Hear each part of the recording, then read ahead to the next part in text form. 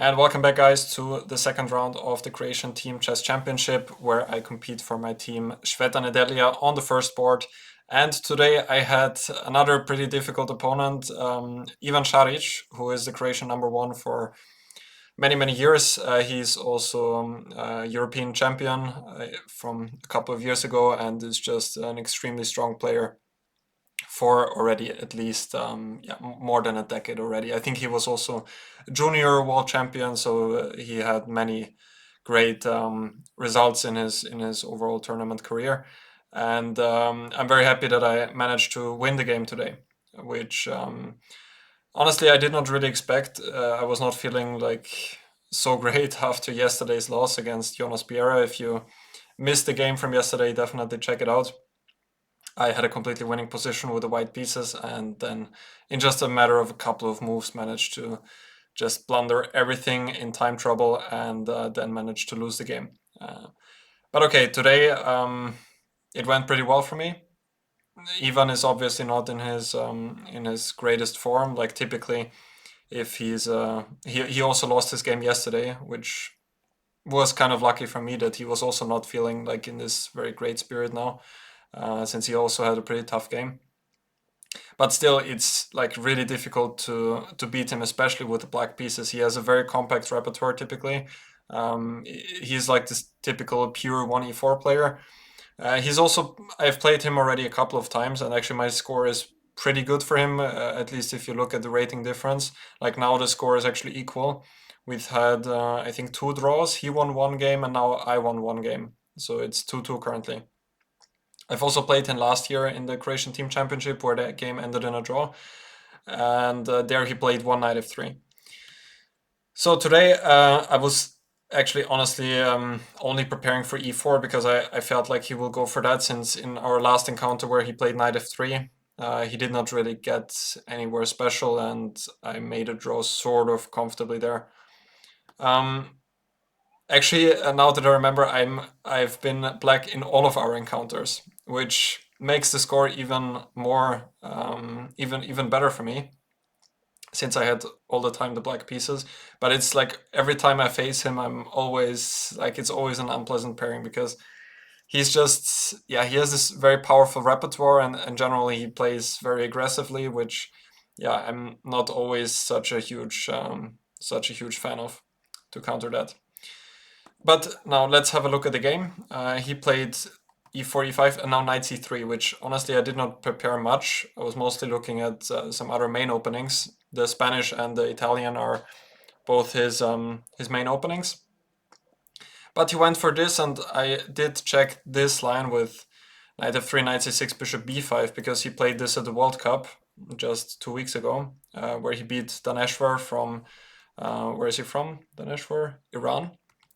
In a classical game there. But in this game he went for this with bishop c4, which does allow knight takes e4, but I never thought it's so practical to go into that line. There's this line queen h5, knight d6, and now white can regain the pawn on e5 when black should be okay, but more recently they started to play this all sorts of gambits, like f4 is possible. Christiansen played that, and some h4 business, knight f3, knight g5. So yeah, I never thought it was so practical to go into that. So I played knight c6, d3, and now I went for the line with bishop b4, which yeah, I've checked some time ago. I think even for the World Cup I had this on my screen for a little bit. Another possibility is here to go knight a5. Also bishop c5 is possible, but I feel like this line with bishop b4 is pretty straightforward.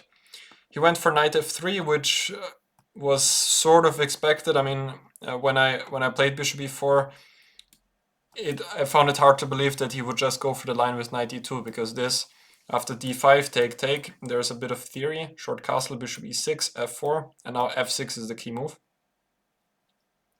When now black is pretty comfortable, it's basically just equal. The only trick here is, I think, that if you take on f4, then black is in some trouble here after taking with the bishop and then knight takes f4, because I cannot retreat comfortably, because then he can just take and ruin my pawn structure. So he played knight f3, and Now the funny thing is, in this position, after d6, short castle, I took on c3, b takes c3, we actually have the 4 knights with bishop b5, just that the bishop is on c4, where he actually had this game against Najdorf. There are a couple of differences. The first one, at least from what I thought, is that here I can play h6, which is not possible on the line with bishop b5. Now, if we have a look at that, so this is what I was talking about, bishop b5, bishop b4. I've played this system myself as well in the past. Short castle d3, take on c3. Hang on. How did I want to say this? d3, let's say this position, d6, short castle. Yeah, now this is exactly the position like in the game, just that the bishop is on b5. And here the main line is short castle and then bishop g5, and then there's some theory there. Idea is knight d8, knight d6. Ivan Saric in his game actually played knight d2 here against Najdorf, which is quite an interesting try. But what I wanted to say was that here, if I go for h6, I think I'm not in time, because now white goes d4, short castle, and now he can take on e5. And now the key difference is that in the game, the bishop is on c4, but in this line, with the bishop on b5 here, white is basically just winning the exchange on f8, because the rook cannot go to e8. I just wanted to mention this because I thought it was interesting to show these differences.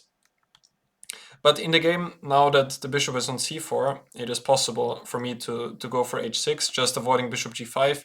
I mean, I sort of understood that this should be possible as well, but I never really liked this this pin on g5. Also in the Italian, it's always a bit unpleasant. And here, with the bishop on c4, it also seemed like white sometimes might have a better version, because in the main line with bishop b5, I remember that black often goes a6. And just to kick back the bishop, and here already, yeah, the bishop is already on this square. I don't know. I did not check this so much. I just kind of understood that h6 is possible here, so I just went for it. And he went d4, which was kind of a pleasant surprise. I was expecting him actually to go knight d2, similar to his game against the Najdorf. But I did not also see the problem here. After short castle f4, I thought I could take and then go d5. And I thought that this should be okay.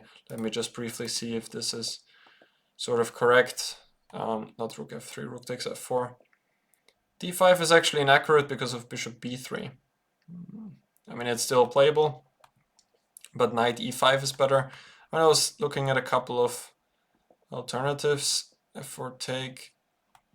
Also, I thought d5 immediately might be possible. Which, yeah, is also the case. Computer says that that this is the best, knight e5, and then just some slow play. Oh, like c5, yeah, I like that as well. Could even think about going b5 and then at some point c4, if it's possible. And of course he has the bishop here, but whenever he wants to activate the bishop on this long diagonal, he has to go c4, and then his bishop on b3 is basically useless. So I like this plan with knight e5 and c5. In the game, he went for d4, now short castle, and bishop d3. And now went for bishop g4, which afterwards actually annoyed me a little bit, because I allow him this pawn sacrifice, which is objectively equal as I see it now. And I also thought that it should be in the game, but then I thought that it would be much simpler just to go rook e8 first. Now the e4 pawn could be hanging, and white generally doesn't want to go d5, because a position like this is just very easy to play for black. It just seems like a pretty decent version of some Nimzo Indian. But probably after rook e1, I anyway have to go bishop g4. Now the only question is, like, in the game I thought that this inclusion would favor me, which is probably also the case. Like, we had this position in the game just that the rook is on f8 and the rook is on f1. Because here, yeah, that was the game, and here I'm actually better, because he does not have f4 like in the game. So probably rook e8 would have been a bit more precise, even though the engine doesn't really care. I went bishop g4, h3. Now I thought that actually bishop h5 is also fully playable, which is the case as well. But yeah, then I thought after I go bishop h5 that whenever I go e takes d4, he can always go g4, so I didn't really see what my next move would be. But it's also not clear for him. Maybe he even has to go d5. And now at least the bishop on h5 could be misplaced, but it's also not so clear because there's some pressure on the e4 pawn, and I can also play on the queen side. I don't know, in the game it worked out well, but I was a little bit scared here of this position. So he sacrificed the pawn, queen g3, knight h5, queen e3, and now knight e6 back. That was all pretty decent. Obviously he could also repeat the moves like this, which yeah, he did not want to go for, obviously. So queen e3, knight e6, f4. And here I was feeling under a lot of pressure actually already, which was pretty unjustified, because the computer says that I'm completely fine here, but here after he played e5 I was really worried that my knight on h5 would just get trapped on the spot. And the position just generally felt pretty dangerous for me at this point. Also, I didn't like to go king h8 here, because then after bishop b2 I'm always in this long diagonal, and this just felt, yeah, not so comfortable, especially against someone like Ivan Saric. So I went knight c5 with the idea just to get rid of this bishop on d3, and actually the computer says that's why bishop e2 is more precise, and after knight f6 only then to go e5. But yeah, I'm not so sure about this. Like, the knight on e4 seems quite stable. I can also play f5 next. So it seemed very natural how he played. I took on d3 and played rook e8. His threat here obviously is g4, and I was looking at a couple of different things here, but then realized that I have to go for rook e8 after some thought. I have to go for taking and then rook e8. Because I was also looking at queen h4 or those things at first, but then just king h2 and then g3, and once the queen goes back then g4, and I didn't see how it continues. Then I was also trying to make this work, this transition into the endgame, but then I realized that here after g4, take, knight g3, I thought he has a very precise move, rook e1. The computer says also rook f2 here is winning, but I thought this is more precise, because now after rook d8, king g2, if I take on d3, then he can just take and the bishop on e3 is protected. But it probably doesn't matter. Also here it doesn't seem like the knight is getting out, but only with rook g2. This is the move I missed, because if rook d1 protecting the pawn, then I have knight e4. This is the key idea. But rook g2, rook d3, rook g3 is also winning for him. So yeah, it turns out that this is completely fine for me as well. I have a couple of different moves like queen d5, which I briefly considered in the game as well, with the idea just to sacrifice the piece and then to take on e5. And apparently this is like dynamically balanced somehow. Just rook e8 coming next. But I went for rook e8 with the idea to have knight f6 back. He played bishop b2, knight f6, queen g3 now. Queen f3 might have been more precise to avoid knight d5, but here, what was I planning? I thought I would just go knight d7. But this would be a better version for him, because now I don't get the knight to d5, so he should have gone for that. Queen g3, now I played knight d5, rook e1, and here I started to take over the game. He should have gone e6 apparently, but I don't fully understand this. Like, this was what I was thinking about, and it just plays for compensation, the computer here, even though I'm a full pawn up. Yeah, does seem like he has enough at this point. And this would be unclear. I could have also taken immediately and gone for knight d5, but I wanted to wait with this however long I can, because opening the f-file does have some drawbacks as well. I went rook a1, and now I finally took on e5, because otherwise he has the threat of going e6 next. Take, rook e6 now. An important defender is coming with rook g6. Rook e4, rook g6, queen f3, queen d7. Now I played h4 with the idea of going h5. Rook e8, I'm clearly better already at this point. And after his next move, I'm apparently winning, bishop c1. But it was not so easy, practically speaking, because I always need to worry about some h5. I'm actually not sure why he didn't go for that immediately. Probably didn't want to allow rook g5, which was my intention. And yeah, now he has to go for d4 to threaten bishop c1. And here I thought I have a couple of different ways. f5 was my main idea. And yeah, now his bishop is just shut out on b2, and I should be much better. So he went bishop c1, now I went c5, apparently not the best. Knight c3 is better, I don't really understand that.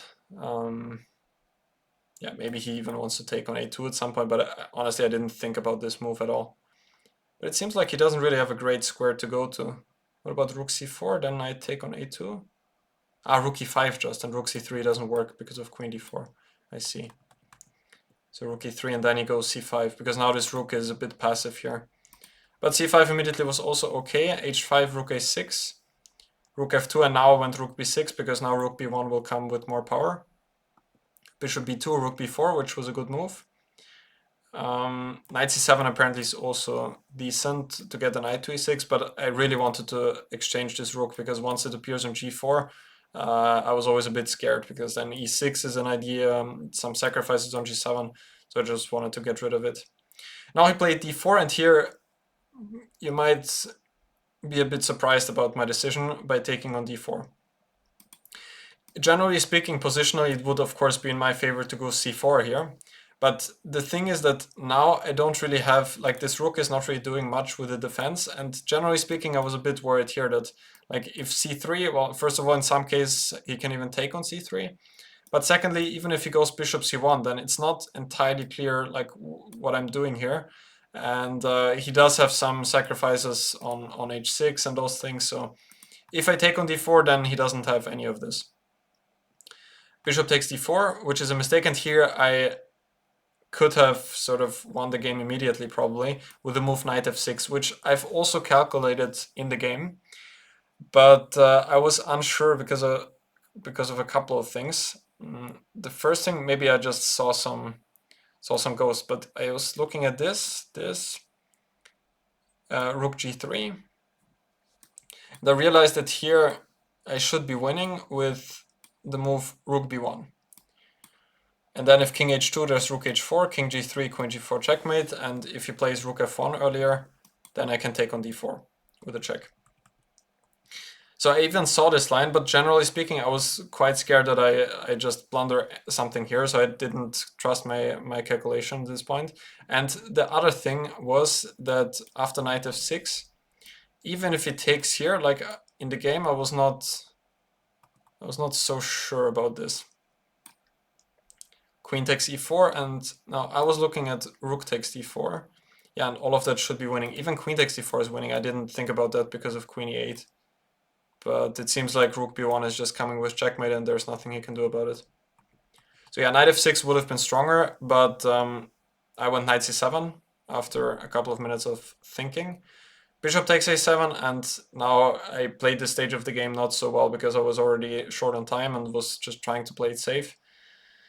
So I took on e4, rook b1 is better just to keep this rook on the board. And then I can try to trap his bishop on a7. But also here it does go on, like rook f4, and this pawn on f7 is hanging.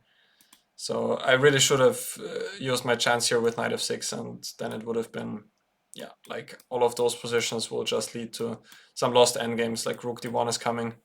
I was also even looking at this, like queen f3, I was not 100% sure. King h2, queen d6, g3. Yeah, okay, I can just take on f6 here, yeah? Like this is nothing special. And the rook endgame is winning. So this could have avoided me, spared me a lot of work. But I went for this line, now 96. I'm still better at this point, but yeah, not as much as it used to be. Also, queen d1 was probably not the greatest idea. I should just go rook a8. Rook f1, queen e2, and here I was thinking that he would probably go rook f2 when I didn't see anything better than to go for the repetition. I mean, I knew that I could play on, which maybe I would have done, but I wasn't 100% sure that I would have, just because I didn't feel so confident overall in this game. By the way, it was possible also to go after this pawn on h5 first, like this, queen takes h5, but I was not sure about those positions. Like, yeah, and also the computer agrees here that this is not clear at all, because I don't really get any attack started, and he just pushes his a pawn. So this could also go wrong for me if I'm not careful here. And there were still 5 more moves to make to the time control, so I didn't really want to go here. The same is possible also here, but again, he can take on b7, and then yeah, something similar is going to come out. Even here I cannot take because the pawn on f7 is falling. So I went queen e2, and now he went queen f3 into the endgame, which I also missed when I played this queen d1, queen e2. Now I have to take, otherwise f7 is falling. I take, g takes f3, rook a8, and yeah, now he has a couple of different ways to probably hold a draw, like rook f2 is also possible, with the idea rook a3, rook e2. And I'm always a bit more comfortable here, but it should be a draw with precise play. Like I always have the idea, like in the game, king h7 and g6. But he went rook b1, rook a3, and here he blundered with short time. He went rook b3 almost immediately. And I'm quite sure that he just missed that the endgame, the ensuing endgame is lost, because after taking now I play king h7, and then I go g6, and then I can take with the king. Otherwise it's probably a draw, but this is quite strong. Instead he needs to go for king f2, rook takes a2, and now king g3. But yeah, this is ugly to defend. I mean, it should probably be more or less a straightforward draw, because I don't really have a great way to hold the pawn on b7. But it's not an easy decision to make. Also, maybe I can go after the h5 pawn, or, well, if this, then probably just f4. Yeah, should be a draw. But he went for this, and now this is actually quite instructive, that at this point I have the move king h7. Because if I go for g6, which I also thought about before, now first of all he can never take on g5 on h6 because of g5, trapping the bishop. But I was not so sure about this. Now f4 is important, otherwise I play g5 myself. f4, and then some position like this, for example. 96 here, and yeah, white is probably gonna wait, and I was not sure that this really offers any winning chances, because whenever I go h4, h3, then the white king can probably just drop back. Yeah, computer gives a slight edge here, but shouldn't be winning, now that I checked. So, but I had this idea king h7, which yeah, which wins the game, because now I play g6, and then I can take with the king, and now my king is entering. King g3, h5, king h4, knight g7. I think my technique overall was pretty on point in this game, unlike my game yesterday. There's no need to rush with king f5 and to go for something like this. There's just no need for that. So knight g7, I go knight f5, king h3. And also he cannot stay with the bishop on here, because now at least he avoids king g5, but I get knight d4 with a double attack. So bishop b6, knight f5, king h3, king g5, king g2, and now you can actually think for 5 seconds, like, which move would you play here? Because yeah, those were 5 seconds, and now I want to explain, because I think that everyone would probably go for king f4 here, which is probably also winning, but I was not so sure here. After king f4, I thought he would go bishop c7, king e3, and now he doesn't even need to go f4, but even if he does something like this, I wasn't sure how I'm gonna make progress here. Like, he could also go something like bishop e8, for example. Let's say knight d4, and anyway we can get this position. The thing is that I can never take on f4 because of e6. And I didn't really see how else I can make progress. I mean, I can go knight d4. And now maybe it's concretely winning, because after b4 there's knight d6. Let's say white goes b4 here. Yeah, it's also winning. b5, bishop c7. How is it winning? Because I was looking at some lines where if I go to c4 with the king, then white will have counterplay with king e4 and then f5. Apparently also here I have the move h4, but I just didn't want to allow this, and I didn't like see the straightforward win at this point. Again, it has to be winning, yeah. Probably I can also go king e4, then knight g7, knight e6. That should be fine as well. Let's say b4. Yeah, knight e3, knight d5. So anyway, it should also be winning, but I chose another plan. In the game, I went knight h4 check and just immediately went after the pawn on e5. Knight g6, now king f5 is possible. He played f4, h4 check, king f3, h3, and he played king g3. generally my plan is just to go h2 next, and if king g2 then take on f4, but he should have gone for bishop c1 instead. I think that would have been a bit more precise. And then I probably would have gone b5 first, and after bishop e3 then probably go for h2. And generally I felt like those positions should be easily winning, but in the game I even had a better version than that. He played king g3, and then I immediately could take on f4 because this pawn endgame is lost. I win the pawn on e5. So bishop d2, now king e4, bishop a5, I took on e5, cannot take on e5 immediately because now he takes with a check, and I would probably even lose this. So king e4, bishop a5, otherwise he's sort of in Zugzwang already here, because if he goes bishop c1 then I have knight e2. So take here, bishop c7, king e4, he waits, b5, f5, I strengthen my position first, and then I go knight d3, king takes h3, and king f3, and there's no way he can stop my pawn, and here after king e4 he resigned. One sample variation can go king g4, f3, king g3, and now king e3, followed by king e2 and f2. Generally, you should be careful not to allow this. Like, this could easily be a draw already. Still wasn't entirely sure here. It's actually an interesting question, but yeah, maybe bishop e7. I don't think I'm in time to get to the e3 square. Ah, I actually am. How is it winning? Ah, I have knight g4, just protecting the pawn and knight e3. This is the threat. So is this also winning here? Or it's only a bit concrete? It's probably just winning. Like, if there's some position like this, just generally speaking, he needs to get his bishop to b6 or to this diagonal, then it's a draw. Okay, that's interesting. Actually, here I have the engine open and there are two moves that make a draw. The second one is bishop g3, which is quite the motive. I've never seen this before. After taking it, stalemate. And if knight d3, then bishop h4. It's also a draw. Yeah, so this is how the game ended. And that was it for today. I hope you enjoyed my analysis. Obviously, I'm quite happy to come back after yesterday's pretty tough game. And yeah, especially against someone as strong as Ivan Saric. Now I'm just seeing that my name here is somehow, there's some issue with that. Like, when I started recording, it was not there like this already, but then it changed for some reason. I hope that was not too annoying for you guys. So thank you guys for watching, and yeah, if you want to see more from me, you can check out my socials in the video description down below. You can also find my courses there. Apart from that, I will see you guys tomorrow for round 3.